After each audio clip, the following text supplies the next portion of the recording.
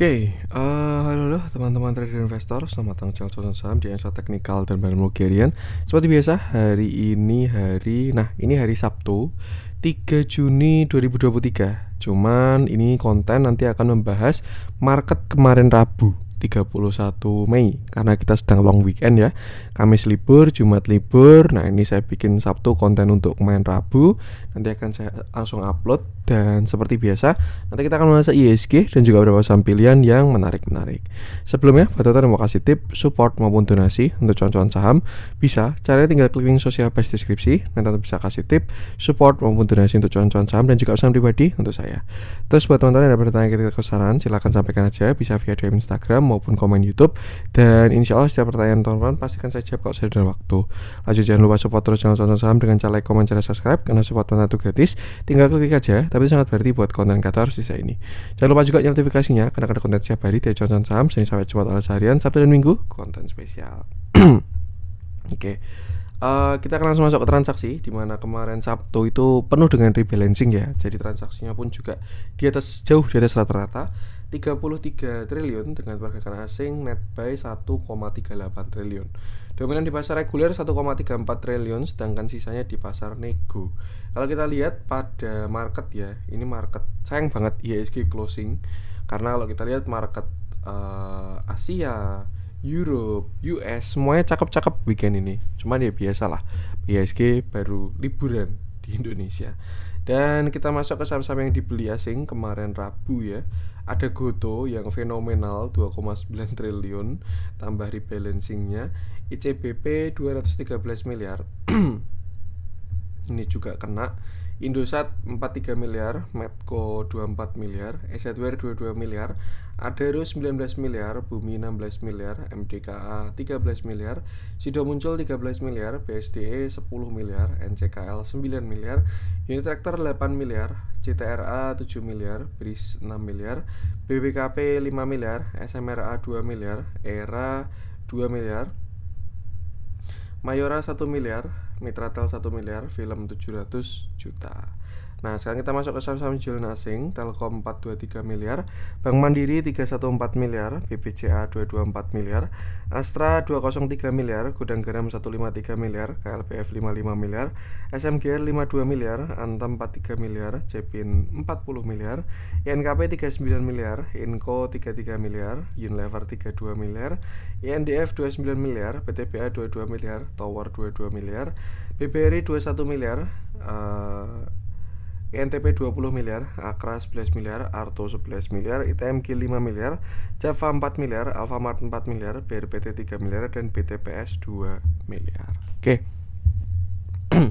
Sekarang kita akan masuk ke analisa teknikal IHSG. Cuman sebelum saya masuk ke analisa teknikal, ada pengumuman dulu. Jadi bagi teman-teman yang merasa kemarin mendaftar untuk grup Telegram cuan-cuan saham bulan Juni 2023, invitasinya sudah dikirim. Mohon maaf kemarin baru bisa mengirim invitasi itu hari Rabu 31 Mei 2023. Jadi bagi teman-teman yang merasa sudah mendaftar grup Telegram CCS Juni 2023, silakan cek email masing-masing karena sampai saat ini invitasi sudah dikirim semua. Seperti itu. Kalau misalkan teman-teman ada kendala merasa sudah mendaftar tapi belum menerima email, bisa menghubungi melalui DM Instagram @cuan-cuan-saham. Nanti akan saya bantu secara manual. Seperti itu. Grup akan efektif berjalan besok Senin ya, karena sudah mulai buka marketnya. Cuman ya hari ini pun juga sudah akan saya buka untuk diskusinya, seperti itu. Jadi sekali lagi bagi teman-teman yang merasa sudah mendaftar grup Telegram cuan-cuan saham bulan Juni 2023, invitasi sudah dikirim 31 Mei kemarin hari Rabu. Nah teman-teman silakan cek email masing-masing. Tapi kalau ada kendala mohon hubungi saya melalui DM Instagram @cuan-cuan-saham dan segera bergabung bagi yang sudah mendaftar, seperti itu. Itu intermezzo dan pengumuman. Kita langsung masuk ke analisa teknikalnya IHSG aja. Dan akhirnya kita masih same low. Sebenarnya ini nggak terlalu lama kalau kita bahas ya, karena ya bisa kelihatan dengan sangat jelas bahwa market kita ini masih dalam kondisi sideways. Same high, same low, same high, same low, same high, same low. Jujur kemarin saya agak banyak berharap ya ketika di sini. Cuman ternyata ya market berkata lain, dia masih memilih untuk same low lagi. Kemarin saya berharap dia 6.650 sudah cukup. membentuk sebuah higher low yang sebelumnya same low, high, higher low, higher high. Harapan saya kayak gitu. Cuman yaitu dia, market berkata lain, dia masih membentuk lower low dan sekarang pada structure same low-nya di bigger view-nya. Sedikit kita review, mumpung ini ganti bulan, ganti minggu juga ya. Nah, kalau kita lihat memang saat ini market sedang cenderung sideways ya, dimana ya same high same low, same high same low, dan terakhir kita punya lower high sebenarnya kalau daripada sideways yang lebih besar, dan itu indikasi yang kurang bagus memang. Tapi saat ini IHSG sedang berada di area support kuatnya, yaitu di area 6550 sampai area 6600, itu support kuat IHSG. Dan ditambah juga ketika menyentuh area tersebut ada candle reject yang sangat kuat. Cuman memang disayangkan reject kuat ini adalah candle rebalancing, jadi ya transaksinya tidak merepresentasikan pergerakan seaslinya seperti itu. Jadi kalau menurut saya sih besok Senin tetap perlu wait and see ya, apakah kita jebol atau enggak. Kecuali besok Senin ketika market sudah normal, IHSG reboundnya kuat, nah itu baru bakalan sangat cakep. Yang jelas karena kita sideways, sebenarnya kita berada di area yang termurah dari IHSG karena kita berada di area same low-nya, ditambah juga low pada struktur besarnya.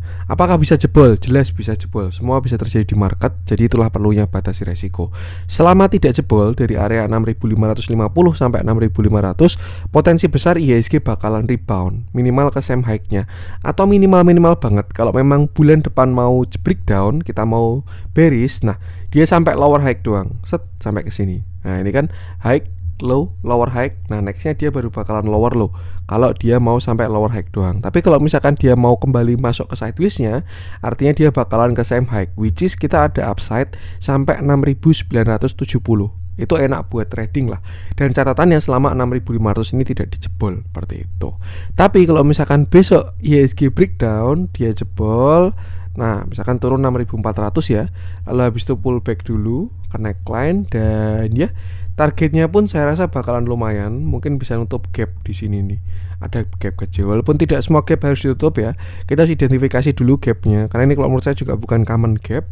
Jadi ya nggak masalah nggak ditutup. Cuman ya kalau misalkan ditutup dia bakalan jadi support seperti itu. Intinya apa? Intinya kita punya view, punya strategi, punya patokan. Untuk sekarang area krusial ada di 6500 sampai 6600. Itu support IHSG saat ini. Selama nggak jebol harusnya oke. Tapi kalau misalkan sampai jebol 6500, prepare for the worst case scenario karena market akan putar balik seperti itu. Tapi selama market bertahan, potensi upside-nya pun juga ada. Dan yang penting sama, selalu batasi resiko aja. Gitu. Oke, itu untuk IHSG. Kita akan langsung masuk ke beberapa saham pilihan. Saya pengen mulai dari yang dijualin asing dulu aja. Saya pengen coba cek, saya pengen mencoba menghindari yang kena rebalancing ya. Jadi saya bahas yang tidak kena rebalancing. Coba saya cek dulu, siapa tahu di dalamnya kena rebalancing. INKP ini kena, ada 5% ya. Tapi lumayan sih turunnya. Gak apa-apa deh kita bahas. Yang jelas maksud saya yang kayak Goto gitu, walaupun masih on track dengan view plan terakhir ya, cuman belum pengen saya bahas, takutnya pada FOMO. Oke, ini juga masih on track. Kemarin Rabu INKP turun, dia turun 5,15%, candlenya solid, volumenya sangat besar. Dan ini adalah view terakhir dari INKP ketika dia pullback ya. Di sini ketika itu dia, saya lupa beritanya apa. Ini sampai gap down. Kalau nggak salah laporan keuangan apa ya? Dia turun 2 kali. Padahal sebenarnya laporan keuangannya Tekim. Tapi INKP ikut-ikutan. Ya biasalah ya. Dia turun sampai 7.000, sempat naiknya, tapi kalau kita perhatikan ya volumenya mini. Ini indikasi dari pullback itu seperti ini. Ketika turun dia volumenya gede-gede, ketika naik volumenya kecil-kecil. Dan ketika volumenya gede, itu adalah candle short atau sell on strength. Dan yang terjadi ya bentuknya seperti ini. INKP akhirnya dia valid bearish flag continuation, dan bahkan sekarang sudah closing di bawah low-nya seperti itu. Kalau dari targetnya itu sebenarnya dia bisa ke sini, itu area sekitar 6.475. Cuman kalau menurut saya masih bisa andalkan 6.775 sebagai last support dari INKP. Kalau memang 6775 itu jebol, maka next stopnya bisa ke sekitar 6.500-an, bahkan sampai 6.200. Tapi kalau dia sampai jebol yang 6.200, saya jamin INKP bakalan jelek banget, karena dia punya lower high, lower low pada structure yang lebih besar seperti itu. Jadi ya kalau menurut saya batasi resiko, punya strategi, gunakan area tadi, dan ya itu tadi. Kita lihat dalamnya memang agak rebalancing ya INKP, tapi kalau kita lihat ke belakang juga sudah konsisten distribusi. Kemarin Rabu pun juga price action kurang bagus, jadi ya batasi resiko aja. Itu untuk INKP. Saya lanjutkan, saya pengen coba cek Inco bantingannya nggak terlalu nih.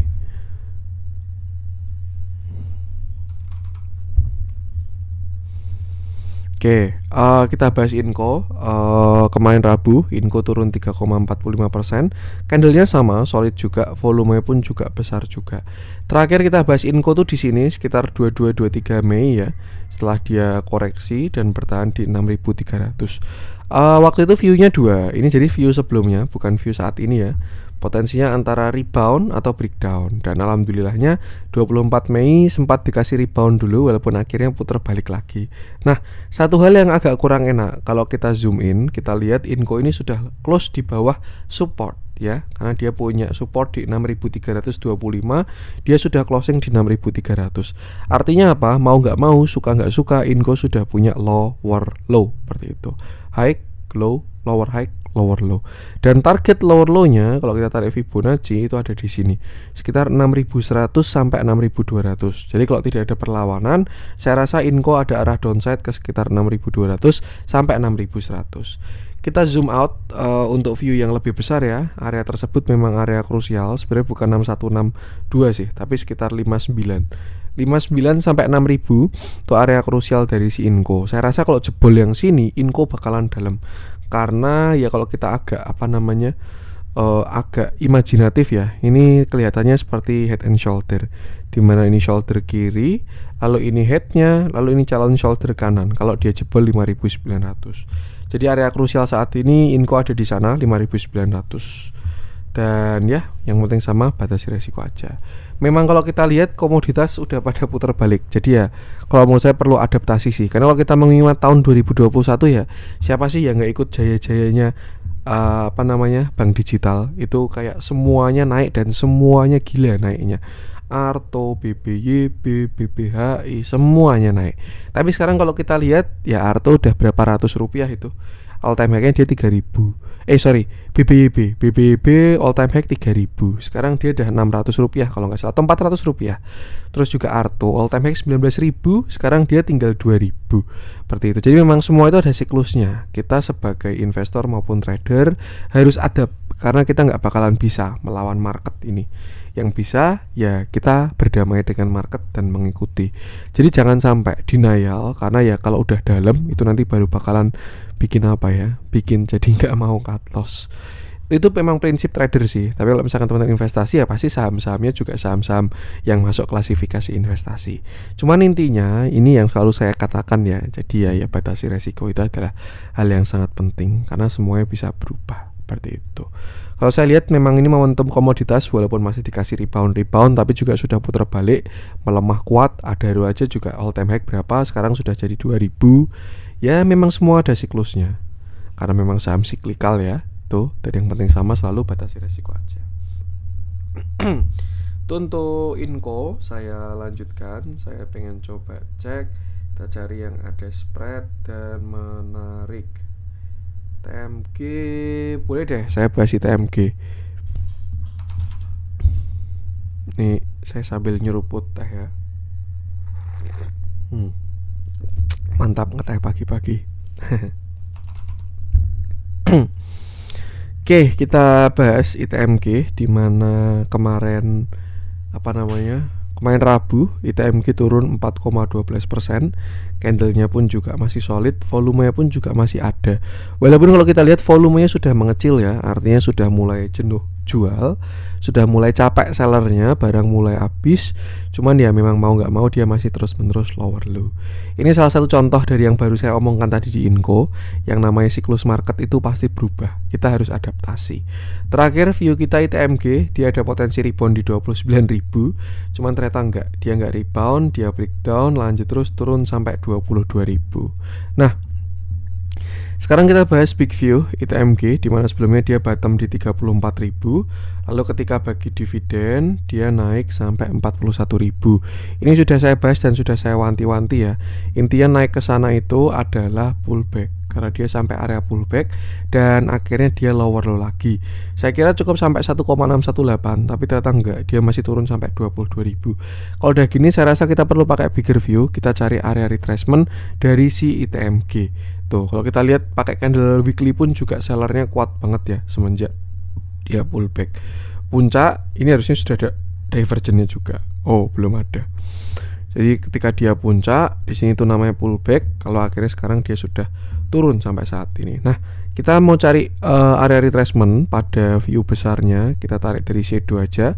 Kalau dari shadow ya kelihatan sudah patah memang si ITMG ini. Jadi kita bisa tarik dari bawah, saya rasa dari 5650 sampai puncaknya kemarin di area 23.000 di area 45.000 sekian.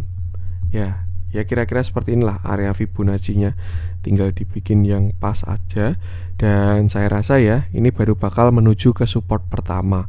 Area cukup kuat ITMG saat ini tuh masih di area sekitar 21 sampai 20.000. Itu Fibonacci 0,382.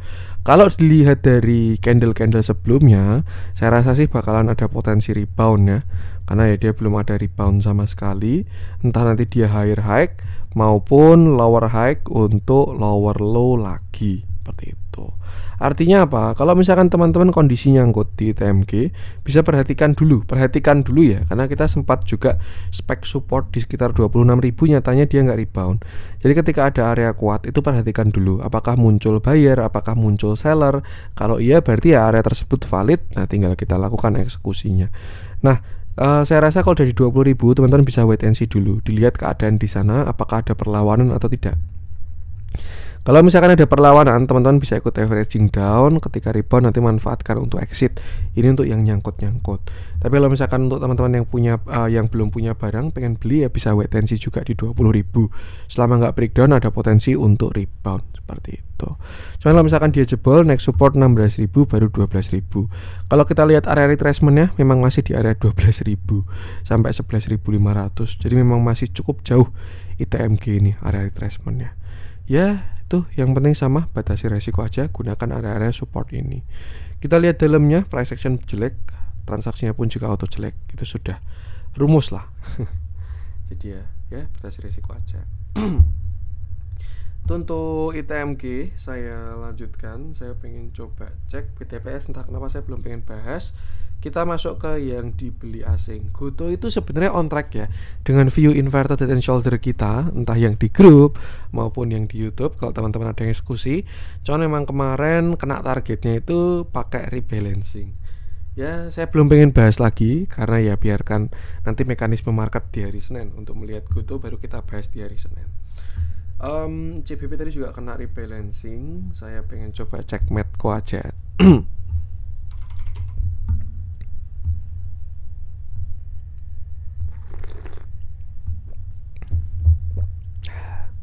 Oke, kita bahas Medco, di mana kemarin Rabu Medco ini juga ya dia kena rebalancing sini, bantingan koreksi 2% dengan candle yang solid, volumenya pun juga sangat besar.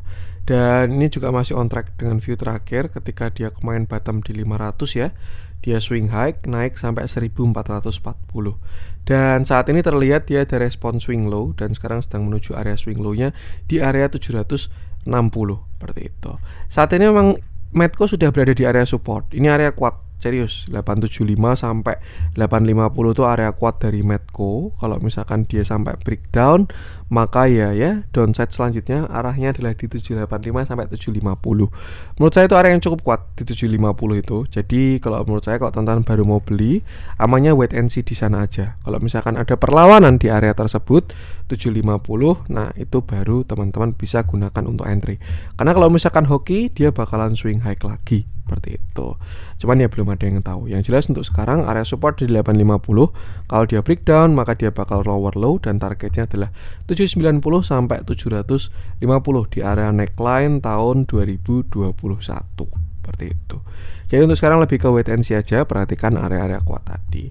Kita lihat dalamnya, Medco transaksi kemarin Rabu bentuknya terjadi big akumulasi. Ini kemarin saya lihat sempat kayak bentukan-bentukan mau reversal ya. duduk di atas EMA 20, reject dan lain sebagainya. Cuman dia ternyata closingannya kena bantingan. Walaupun kalau kita lihat ada yang nampung, cuman dia ya ikuti price action aja karena ini kemarin kena mekanisme rebalancing seperti itu. Gunakan support tadi dan jangan lupa selalu batasi resiko. Itu untuk Medco saya lanjutkan. Ada rekomendasi saya bahas. Bumi belum pengen saya bahas. Saya pengen bahas Sido Muncul aja. Ini banyak yang kena bantingan, serius. Sido Muncul, nanti juga saya bahas BSD deh. Oke, kita bahas Sido Muncul dulu. Dimana kemarin Rabu Sido Muncul turun 4,61%. Candlenya solid, volumenya besar. Terakhir Sido Muncul koreksi di 630. Ini saya bahas sering ya waktu itu. Waktu itu saya ngomongnya Sido Muncul ini sudah patah uptrend. Jadi dia kan punya structure uptrend ya, dimana dia selalu higher low, higher high, higher low, higher high dan seterusnya. Cuman pada tahun 2022 Sido Muncul ini dia patah dari uptrendnya.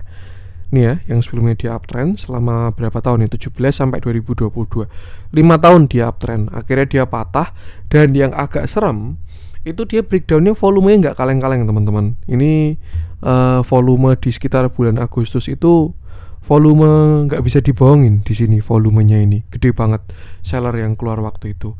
Ditambah juga kalau kita lihat ya, walaupun dia punya lower high lower low tapi strukturnya masih kecil.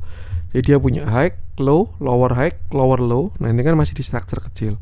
Makanya kemarin ketika dia turun sampai 630 itu area supportnya juga ada view pullback yang mana terjadi dia naik sampai 0,618 sampai 0,786 atau di area pullbacknya nih ya 875 sampai 955. Kemarin dia naiknya sampai 915. Setelah itu terjadi pelemahan, waktu itu saya bahas juga dan akhirnya sekarang koreksi sampai 730. Nah, kalau kita perhatikan saat ini Sido Muncul sudah masuk area retracement lagi 730 sampai 685. Tapi kalau kita pakai bigger view, saya rasa agak kurang enak view-nya Sido Muncul ini. Kalau kita pakai small view, ada potensi memang Sido Muncul bisa rebound karena sudah masuk area retracement tuh ya.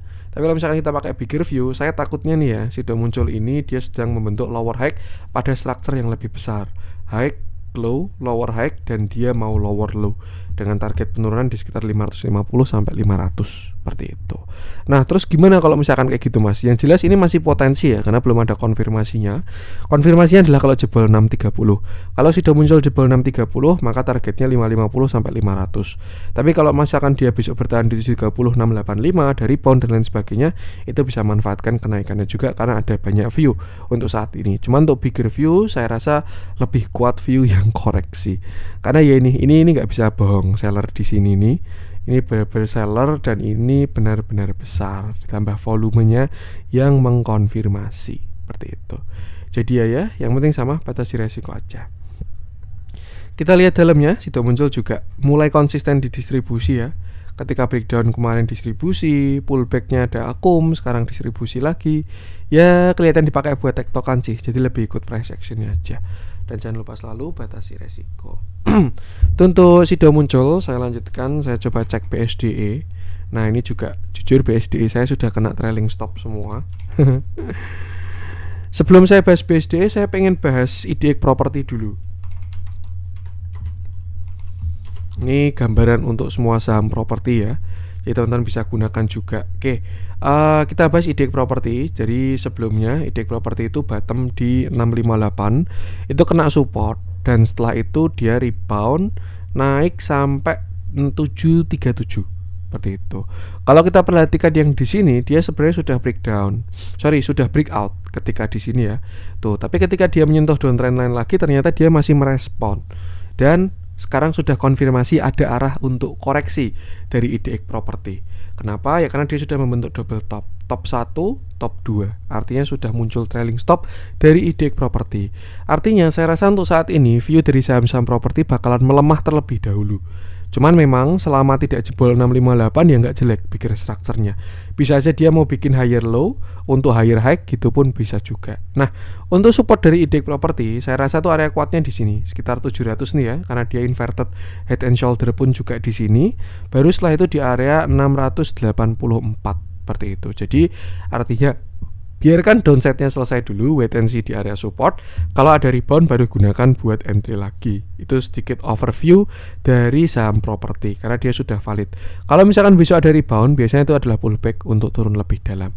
Tuh, cuman ya keputusan kembali ke masing-masing ya.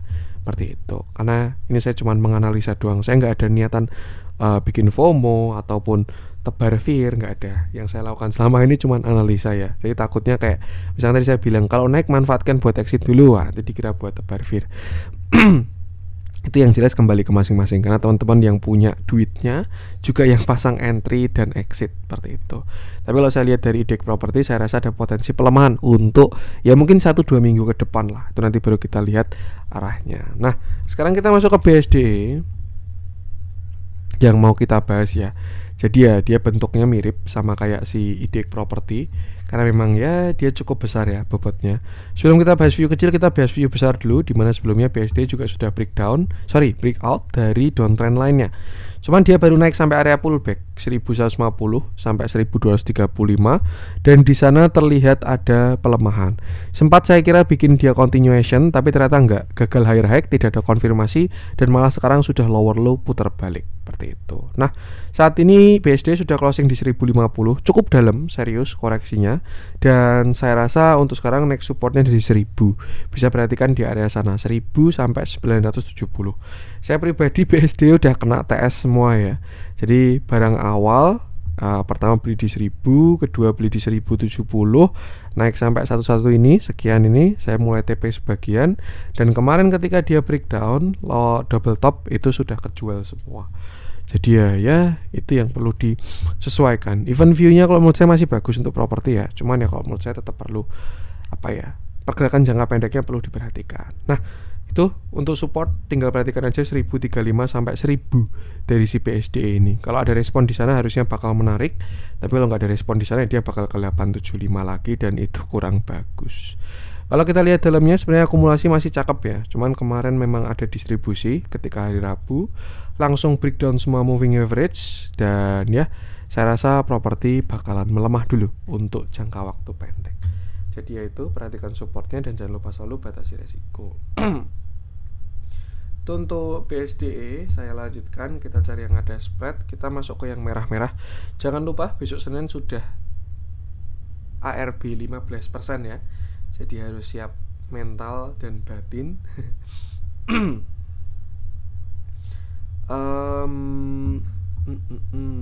Ini yang di merah-merah. Saya pengen coba cek. Sepertinya belum ada yang pengen saya cek di yang merah-merah hari ini. Kita masuk ke yang hijau-hijau aja. Energi. Boleh deh kita bahas satu. Saya pengen coba cek si ENRG. Ini salah satu saham yang cukup ramai juga dulu ya. JJS pun juga dulu sering masuk. Nah sekarang kita bahas view-nya. Oke, ENRG kemarin Rabu dia rebound naik 5,88%. Candlenya sangat bagus sebenarnya. Cuman saya pengen lihat apakah ini rebalancing atau enggak. Oh iya, sangat rebalancing ya, tarikan di akhir tuh dan closing di 216. Sebelumnya energi puncak di 400 ya, dan setelah itu dia koreksi turun sampai 236, kena rebalancing sekali, lower low lagi. Dan satu hal yang sebenarnya sekarang cukup menarik ya, energi sudah tidak lower low. Karena yang sebelumnya low-nya di sini 200, dia membentuk same low seperti itu. Jadi ada potensi saat ini energi sudah masuk ke fase sideways. Sudah tidak downtrend lagi. Kalau di sini kan downtrend, lower high, lower low, lower high, lower low, lower high, lower low, lower high, lower low, lower high, lower low dan seterusnya. Tapi dia stop membentuk lower low, low, lower high, same low. Nah, kalau misalkan BS energi ini dikasih konfirmasi ya, yang mana dia pertama breakout 226, maka saya rasa itu dia bakal masuk ke fase sideways-nya. Kalau dia break 226 karena dia membentuk double bottom dan target terdekatnya masih di area 250 sampai 246 ini. Tuh, nah yang krusial adalah di sini karena dia sideways, apakah dia bakalan breakout atau bakal kembali sideways. Kalau kembali sideways ya dia ke 200 lagi. Kalau dia berhasil breakout ada arah ke sekitar 300-an seperti itu. Jadi ya kalau misalkan teman-teman punya barang bisa perhatikan area-area tadi. Kalau belum punya barang agak jauh sih memang dari supportnya 200 ya. Tapi kalau misalkan pengen entry ya tinggal cari entry di tengah jalan. Yang jelas perhatikan area-area konfirmasi tadi 226 dan setelah itu baru 250. Kalau break yang 250 baru saya rasa bakalan cakep. Untuk bigger view juga ini sebenarnya saham masih uptrend, dia juga belum ada reversal ya. Dan kalau kita cari uptrend line apakah dia sudah patah atau oke. Ya. Oke. Ya, tadi view kecilnya sudah aman ya. Yang jelas perhatikan area-area tadi aja. Dan sekarang kita perhatikan view besarnya. Kita ngomongin view besar dari energi. Ternyata memang dia sudah kena area uptrend line. Jadi memang rebound itu adalah suatu yang sangat wajar. Terakhir dia swing low ketika kena uptrend line juga dan turun sampai down uptrend line-nya lagi, channel bawah ya. Dan saya rasa kalau misalkan jackpot ya dia bakalan itu higher high, bahkan breakout dari area 400 seperti itu. Nah, jujur saya belum terlalu jago yang namanya Elliott Wave. Cuman kalau saya lihat mungkin ya barangkali ini mau wave kelima, 1, 2, 3, 4. Nah ini mau kelima. Peraturannya wave kelima kalau nggak salah antara dia same high atau 400, kalau nggak bahkan higher high, tapi nggak sampai swing high lagi. Tuh jadi ya mungkin kalau teman-teman ada yang lebih paham Elliott Wave bisa konfirmasi aja di komen, kita diskusi karena jujur saya belum terlalu jago untuk masalah Elliott Wave. Satu cukup menarik ya, tinggal cari entry aja kalau misalkan dikasih. Selama nggak jebol 200 energi harusnya oke. Dengan target tadi terdekat, nanti untuk update-nya saya update lagi seperti itu. Dan yang penting sama, selalu batasi resiko aja. Kita lihat dalamnya auto akumulasi. Dan ya itu untuk konten hari ini, semoga bermanfaat. Mohon maaf ada kurangnya dari saya. Jangan lupa support terus channel Santo Saham dengan cara like, komen, share, subscribe, dan support tentu gratis. Tapi sangat berarti buat konten kreator sisa ini. Sekian dari saya dan salam cuan.